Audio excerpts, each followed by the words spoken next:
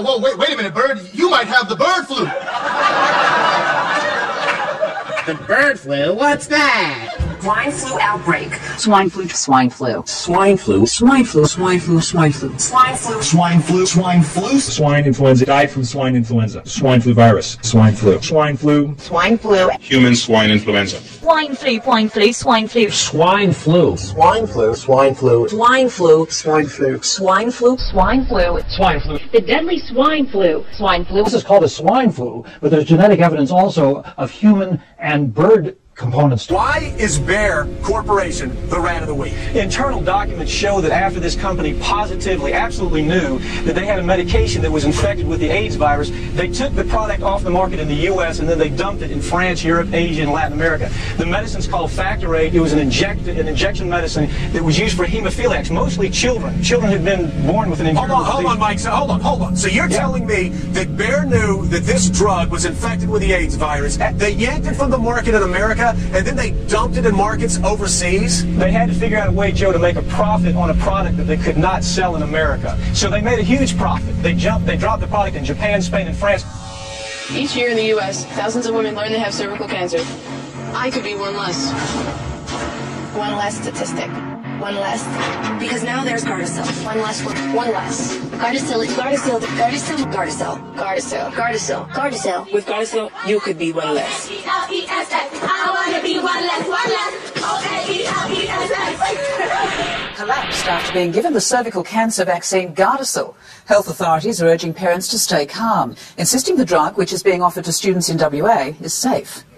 Coming up in 7 News, a warning to diabetics about the deadly side effects of a popular medication. Well, are you sitting down? Baxter International, an Illinois-based pharmaceutical company, was caught shipping live avian flu viruses mixed with vaccines to 18 countries last week. Of course, health officials are asking how this could be, as it can't happen by accident. Why? Because Baxter International adheres to Biosafety Level 3. That's a set of safety protocols that prevent the cross-contamination of materials, which means it was done purposely. So what was Baxter doing mixing live avian flu viruses, both H5N1 and H3N2, which is the human form, with standard flu vaccine material? And who authorized it? The tainted vaccines were received by labs in a number of Eastern European countries, and some are wondering whether the contamination was part of a deliberate attempt to start a pandemic. The avian flu virus on its own has killed hundreds of people, but when combined with ordinary flu viruses, which are easily spread, the effect is a potent, super airborne, super deadly biological weapon with a 60% plus kill rate. And check this out. On the same day the story broke, officials at the National Emergency Management Summit released a statement saying it was no longer an if issue, but when there would be an avian flu pandemic. One could only wonder if they knew what was going on at Baxter. And in a chilling hint of what's planned to deal with a pandemic, whether it's natural or man-made, health officials say it's important for all citizens to be prepared for the possibility of being quarantined for months at a time. We found dozens of baby shampoos, bubble baths, and other children's body care products to be contaminated with formaldehyde and 1,4-dioxane. I think parents will really be surprised to look at the products we tested and to find out that these products that are advertised as pure and gentle actually contain hidden carcinogens that aren't listed on the labels. In 1951, the Army sprayed the bacteria Serratia marcescens over San Francisco. 11 hospital patients developed a mysterious infection, and within days, Edward Nevin died from an illness caused by the same bacteria. Well, the British government has always 50 years or so after the fact declassified documentation from the Ministry of Defence, and they've admitted to spraying Norwich in England with vast quantities of cadmium spray from aerial spraying and from shipping at sea, and let the wind blow it in. And then they monitored the health of the people down through the years to see what happened to them. And I never told them, of course. They knew what was happening to them. And of course the doctors would know too that something really was going on, because it had the highest incidence of esophageal cancers and various lung cancers in the country, basically. Well, they couldn't blame Al-Qaeda then, could they? No, you see, I've always said you don't need to worry about an enemy anywhere else when your own government sets this on you.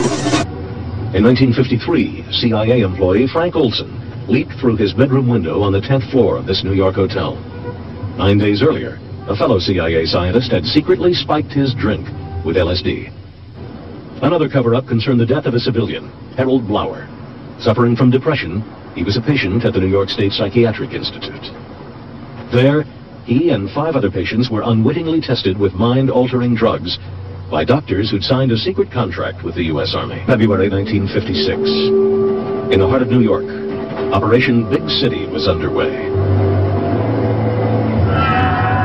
A Ford Mercury, specially adapted with a hidden exhaust pipe, pumped out bacteria onto the streets of Manhattan. Undercover agents entered the city's subway system, their cases equipped with tiny motors, which covertly dispersed the bacteria Bacillus globuli. 10 years later, the Army returned.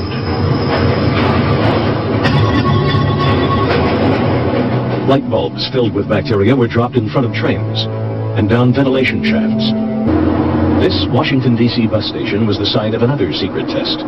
30 similar trials were conducted at public locations all across America.